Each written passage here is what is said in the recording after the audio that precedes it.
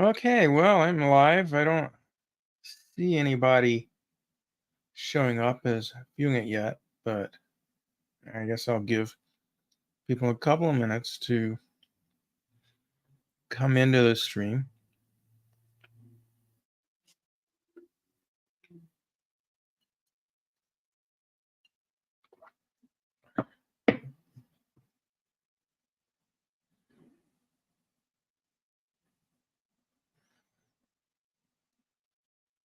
So, in general, I like having a background rather than showing my somewhat messy office, but even though I've moved everything out of the way and basically everything behind me is green, there's still a few glitches. So yeah, I might break down and get a real green screen at some point. Anyway, I see a couple of people are here, so I guess I'll go ahead and start. As you know, if you've watched this show before, this is the Bitter Pill podcast showing on YouTube and Twitter and Facebook. And I'm Jeff Melton.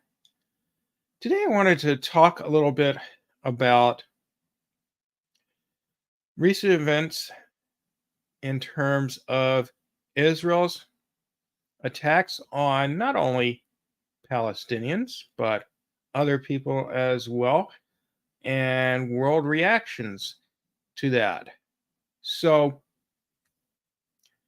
you might have heard about an incident a few days ago where, let me find this here. Forgot to share the screen with you.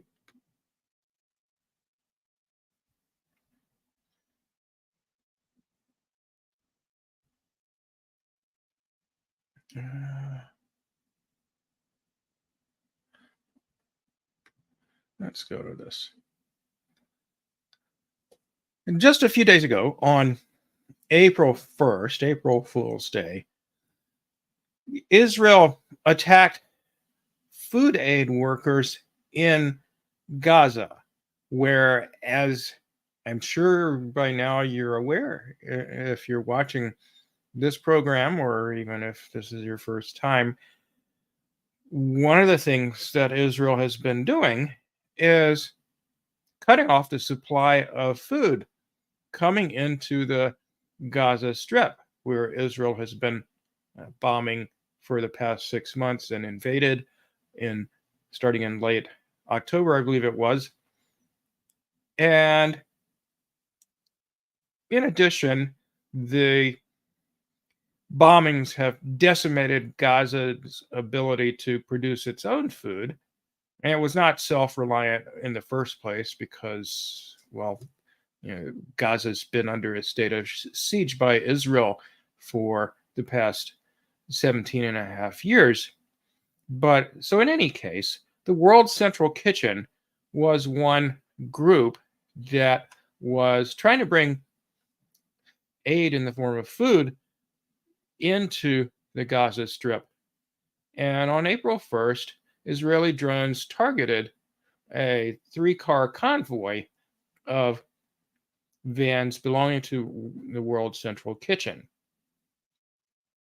And as even Wikipedia, that very, very pro-Western, pro-US source, says here, the attack occurred despite the World Central Kitchen having coordinated their route with the Israeli military. The workers had been overseeing the transfer of a shipment of food from a makeshift pier to a warehouse some distance away in the northern Gaza Strip, which has been pushed close to famine by Israel's invasion and blockade during the, they call it the Israel-Hamas war, but it's really the Israeli attack on the Palestinian people with a little bit of effort to engage in combat with Hamas and other Palestinian fighters, but mostly they just murder civilians and destroy their homes and destroy hospitals and schools and so forth. But you probably know all that. So let me talk a little bit more about the details of this attack.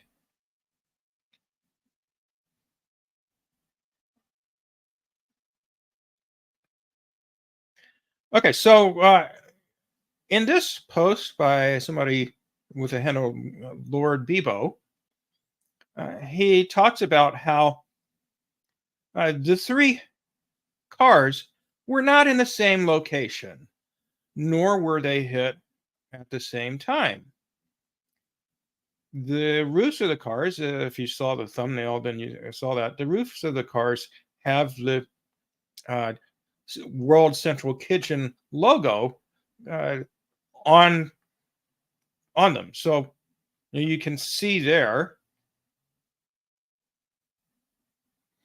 that the logo is clearly visible, and there's where the missile hit to the left of where the logo is. This is visible from drones in the air, which drones are constantly surveilling Gaza, and I would assume the West Bank as well, and periodically you know, carrying out attacks as well.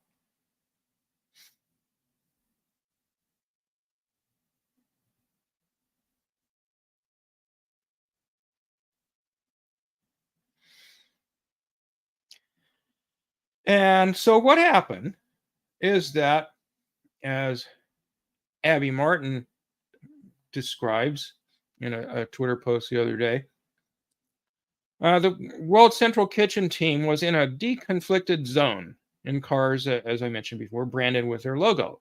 They shared their coordinates and route with the Israeli military as uh, the convoy left the warehouse where the team had unloaded more than 100 tons of food. And so what happened was that first they okay, here's a clearer view of where the two cars were. So or the three cars were. So these two on the bottom left and middle of your screen there were about 1.5 kilometers or about a mile apart. And the second and third cars were almost 1,000 meters apart. So, roughly half a mile. Uh, and Israel separately hit each of these three vehicles, one after the other. So first they hit one, and then I don't recall which one they hit first. And then the uh, people that were in that one car who survived then went to one of the other cars, and they're constantly in contact with the Israeli military, telling them, "Hey, this is where we are. Don't shoot us. We're bringing food in. Um, here are our coordinates. You can see us on your with your drones." Um, so they go to the second vehicle, and then Israel, the IDF drones attack that one too. And then they go to the third vehicle, and that also is attacked. And so ultimately, a total of 7 uh, people were killed. One was Palestinian locals, Saif Abu Taha, who had worked as a driver for World Central Kitchen throughout the year. And then there were, let's see, a Polish guy, Damien Sobol, an Australian guy. I'm not sure how to say that. Lazomi Frankum. 3 British people, and a dual Canadian American citizen. So, well, what happens when foreigners get attacked by Israel, and what, if anybody was paying attention to the details of what happened, it was clearly a deliberate attack. Because they knew exactly where these people were. They could see them with their drones. And then, the drones fired missiles at them. So, and actually, the World Central Kitchen, had the closest relationship with the Israeli government, and of any aid group working in Gaza, because they took basically a neutral stance on the conflict. But after this, they really couldn't anymore, because it was clear to them that they had been deliberately attacked. So the head of the organization, Chef Jose Andres, said, "You cannot save the hostages by bombing every building in Gaza. You cannot win this war by starving an entire population." So finally, he's taking a stand and saying, "Look, you're deliberately killing, all these people in Gaza, and now you're deliberately killing us, who are trying to help these people." So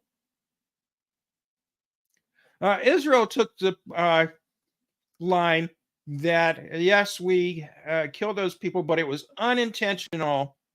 And Netanyahu said, "This happens in wartime." Right. You heard the details. It may happen in wartime, but it's a war crime, and you can be charged with that. But this article from Politico says, but Israel's staunchest allies have harangued Netanyahu over the killings amid increasing global outcry over the IDF's war tactics, which authorities in Gaza and international organizations say have killed more than 30,000 people.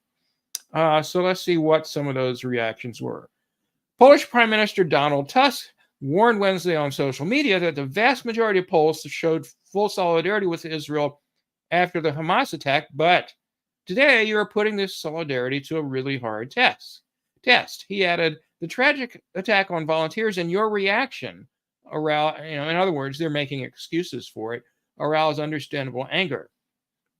Some of the most vituperative criticism came from the UK, which has long been one of Israel's most ardent backers, long as they, initiated the entire process of colonizing Palestine, starting back in 1917 with the Balfour Declaration. So 3 of the workers who were killed were British citizens. UK Prime Minister Sunak told Netanyahu that far too many aid workers and ordinary citizens have lost their lives in Gaza, and the situation is increasingly intolerable. It took him 6 months to say that, but he finally said it. In a joint statement, top EU diplomat Joseph Borrell and Commissioner for Crisis Management Janet Lenarchich added that Israel should abide by international and protect humanitarian workers, and demanded a thorough investigation and ensure accountability for those who are responsible. So that begs the question, invasion by whom? Because it turns out Israel investigated itself and declared itself innocent of any wrongdoing, other than that they claim it was an accident. Let's see, what else have we got here in terms of reaction? The world turns on Israel after World Central Kitchen slaughter. Okay, well, let's actually look at Joe Biden's statement about this first.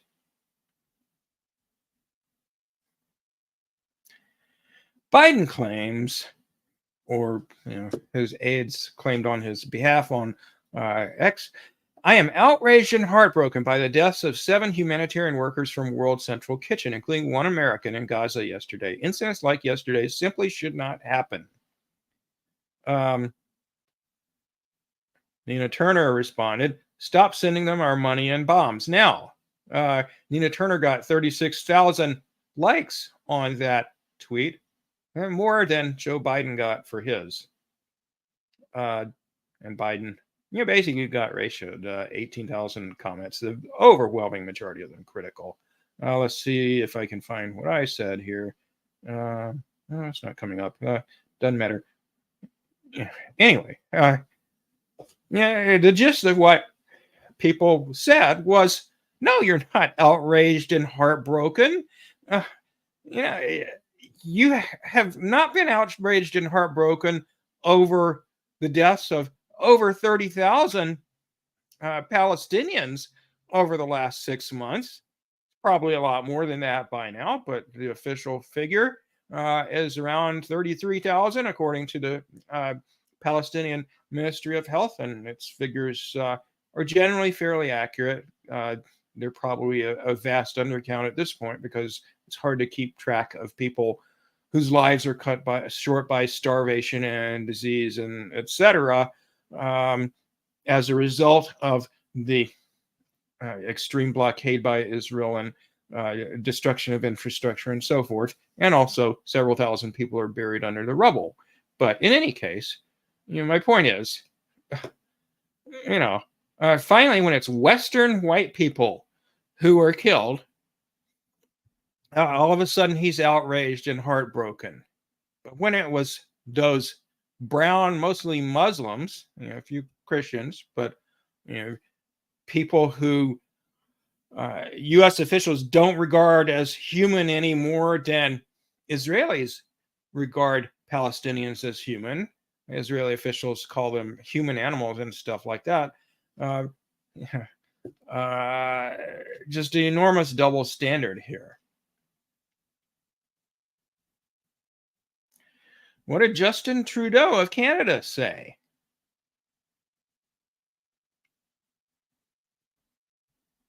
My thoughts are with the family of Jacob Flickinger, a Canadian citizen who was among those killed in an Israeli airstrike on an aid vehicle. Killed while delivering food to civilians in need. His death is absolutely unacceptable. Well, gee, Justin, why were they in need? Could it have anything to do with the fact that their food has been cut off by, for instance, your own government, which until recently had cut off funding for the UN relief agency that was the main supplier of food and medicine and other necessary items in Gaza? At a time when humanitarian aid is so urgently needed in Gaza, why is it so urgently needed, Justin? Israel has an obligation to ensure the safety of aid workers. Does it have an obligation to ensure the safety of Palestinians, Justin? Answer me that. The world and his loved ones deserve an explanation. Jacob Flickinger's loved ones deserve an explanation for how this happened.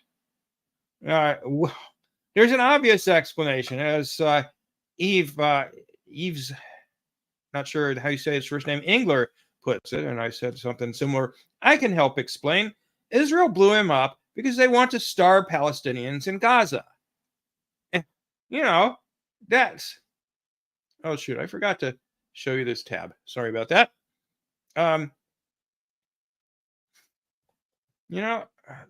Why else would they deliberately attack a food convoy unless they were trying to cut off food aid to Gaza?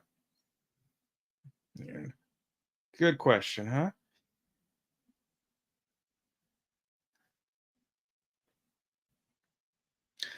So let's look at some other reaction. Now let's look at some other reactions from the assholes who have been supporting Israel for the past 6 months. Let's see. President Joe Biden is calling for an investigation and accountability. Basically, he wanted Israel to investigate themselves after an Israeli drone strike killed 7 aid workers in Gaza on Monday.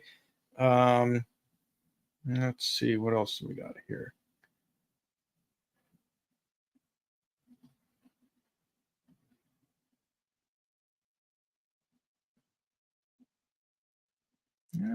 I was hoping it'd cover some statements by other world leaders. I didn't get a chance to read this article. I'm sorry.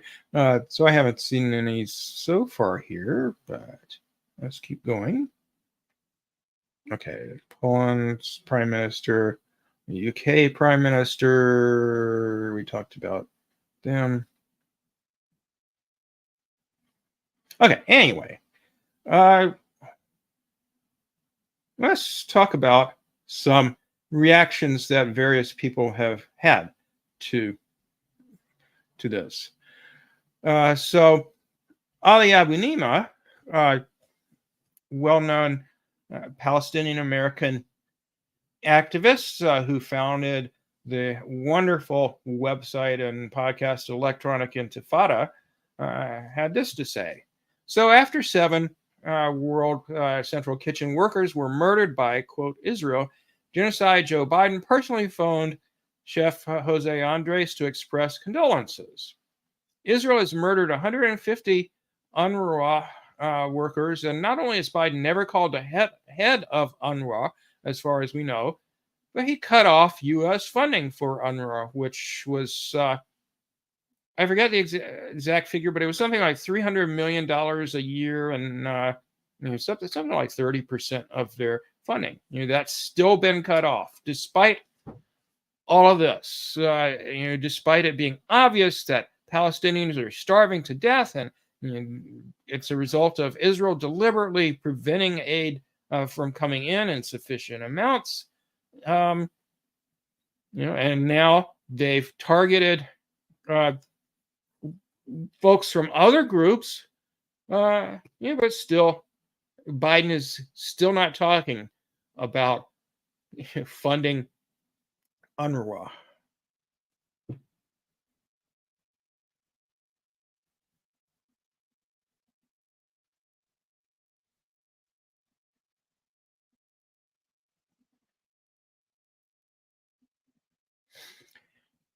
Here's what the founder and head of the organization, Jose Andres, said about the attack.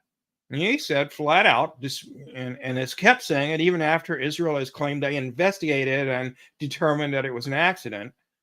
He says Netanyahu's military deliberately targeted the 7 aid workers. They were targeted systematically, car by car, nonstop, until everyone was dead. This is not a war against terrorism. It's a war against humanity itself. So pretty strong stand for somebody who was neutral up until, at least from what I've heard, up until April 1st.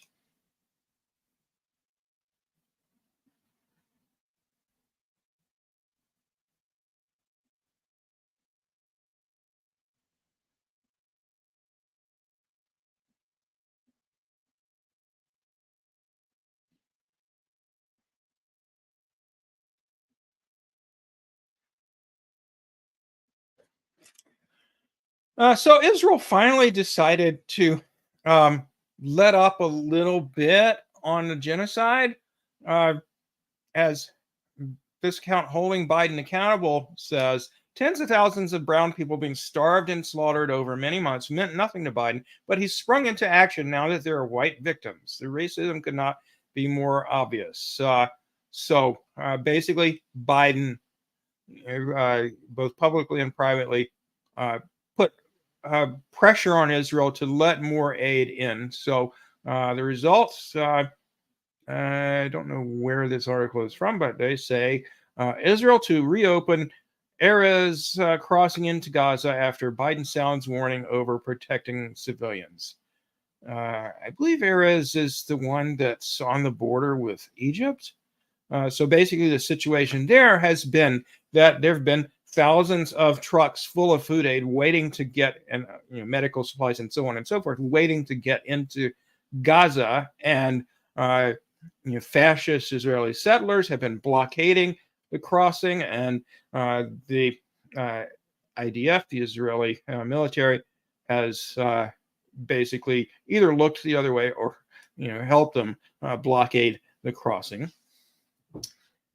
And then once they come in, of course, they can be targeted. So, not only those 7 people from the World Central Kitchen, but I believe it's almost 200 now humanitarian workers from other organizations. It's well over 100 journalists who've been assassinated by the Israeli military, and so on and so forth. And, of course, Israel's own hostages. Some of them, too, have been killed by Israel, by just the bombing. And, probably some of them have starved to death, too, because, if food isn't coming into Gaza generally, it's not getting to the Israeli hostages either. And, of course, it's not safe for them to leave because they could get killed in an airstrike on their way out, unless there's a ceasefire. So anyway,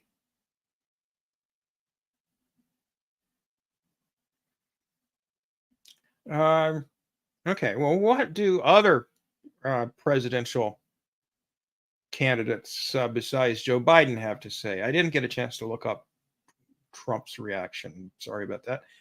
Cornel West, independent candidate for president, says the tragic deaths of these courageous humanitarian warriors bearing food, not arms, killed by the IDF's continuously reckless and atrocious attacks in Gaza calls for outrage and a moment of deep moral reckoning. Let us pray for the precious families of those World Central Kitchen workers and honor their legacy by escalating our calls for a ceasefire now. So, it's not clear from what he says whether he understands that this was deliberate. Anyway, of course, he's calling it out. What does Jill Stein have to say? Green Party candidate for president. Just in the past few days, Israel has destroyed Al-Shifa Hospital, massacring hundreds and killed several World Central Kitchen aid workers. Biden wasn't, outraged and sorrowful or whatever his words were about. I'm sorry, I forgot to share that with you. About the hundreds of people killed when Israel obliterated Al-Shifa Hospital, and now, if you Google it, it says temporarily closed, but it's been completely destroyed. And it was the biggest hospital in Gaza. And who knows how many people in the vicinity of Al-Shifa Hospital, probably close to 1,000 by now, because Israel's been attacking it and the surrounding neighborhoods for months, have been killed there. And, the hospital is just completely gone. But nobody mentions this. So Jill Stein takes a dig at RFK Jr., who, despite his claim to be sort of an anti-establishment independent presidential candidate, who happens to get loads of funding and support from filthy rich Zionists, he hasn't said a word about any of this.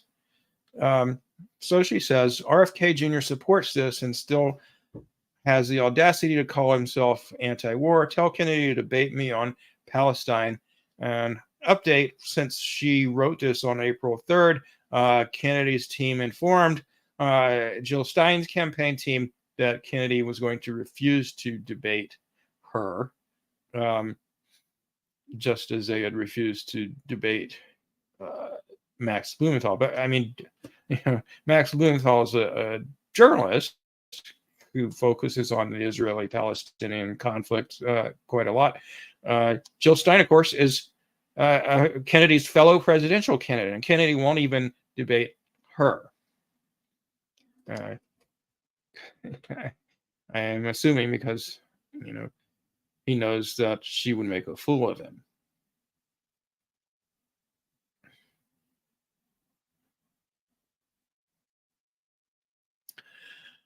Okay, so you can imagine what the result of this attack was. Aid ships are turning back from Gaza with around 240 tons of undelivered aid after the killing of 7 World Central Kitchen aid workers. So,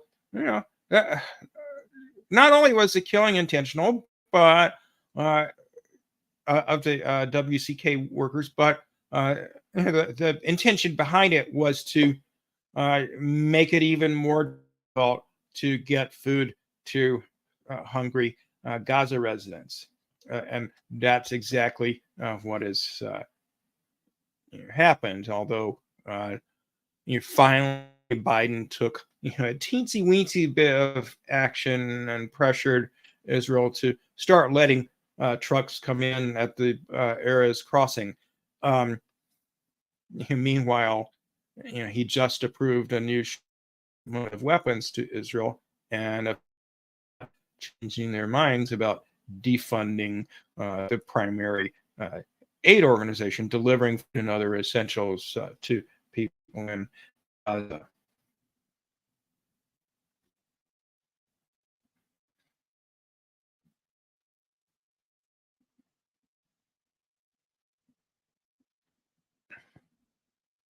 Aid to Gaza suspended after Israel murders World Central Kitchen workers. Uh,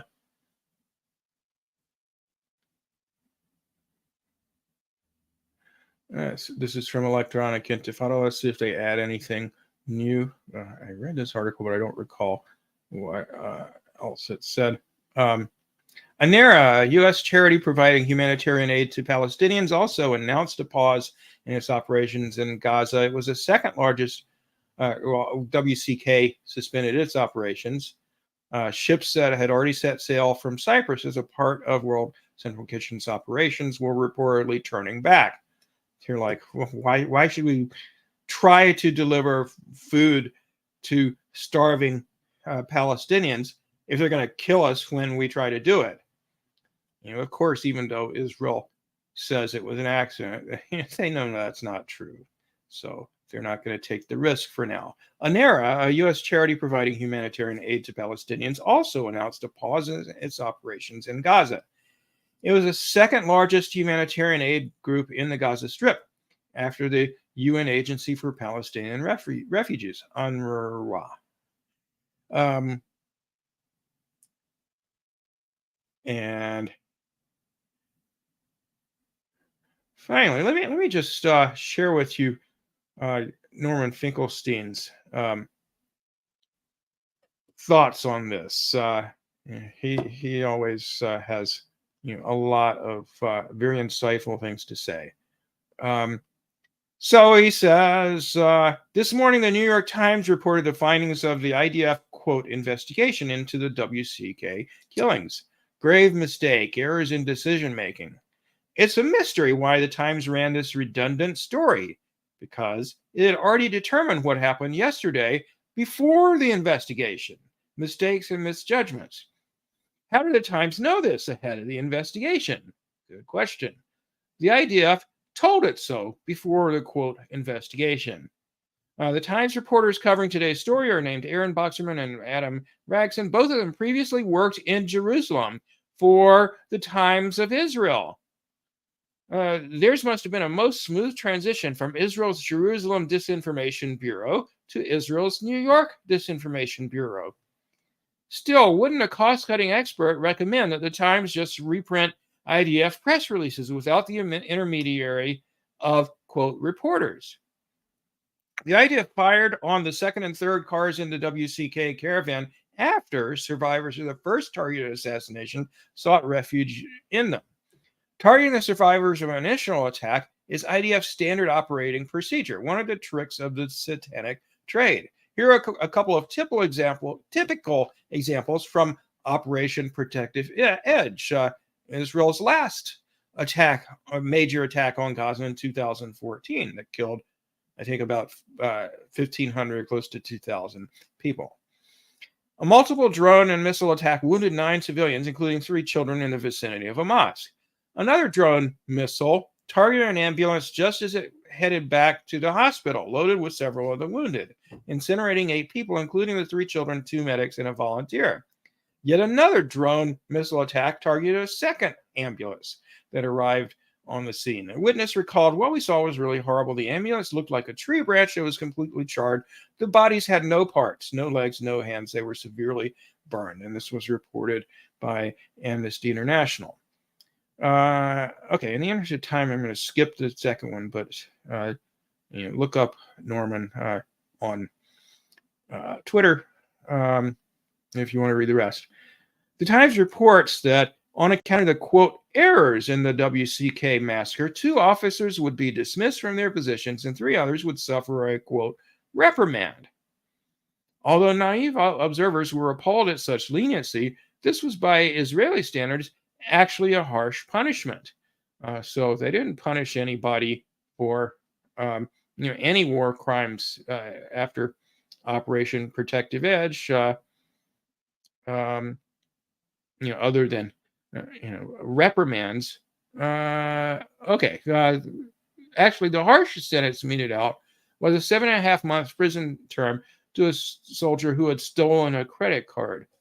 So I guess you don't get a prison term if you murder people, but if you steal money from them, you might.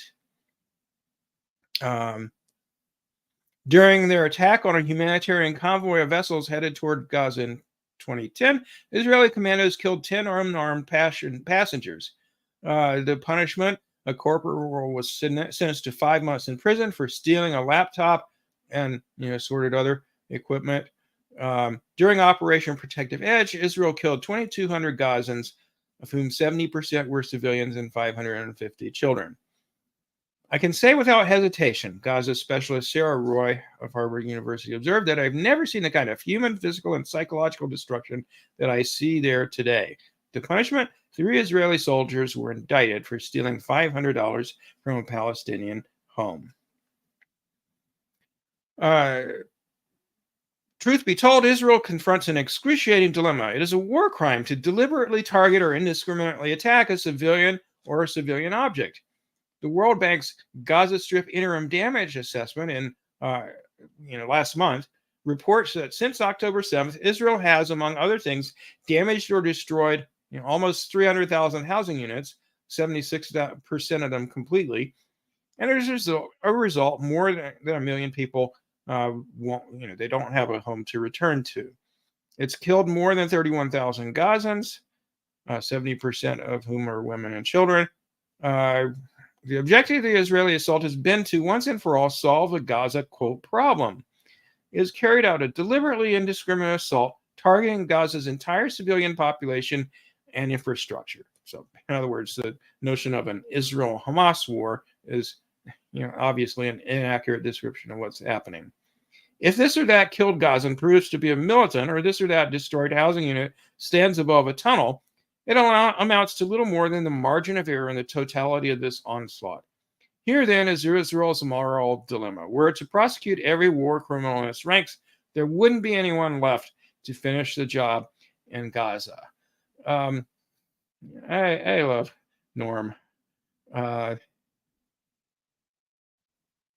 That seems like a good note to end on. Oh, one other thing I did want to mention. I believe I said something about it, but at roughly the same time, Israel also bombed the an Iranian consulate in Damascus, Syria, killing several people there, civilians as well as some military personnel. But anyway, obviously illegal to attack an embassy or a consulate in a foreign country, or your own country, doesn't matter.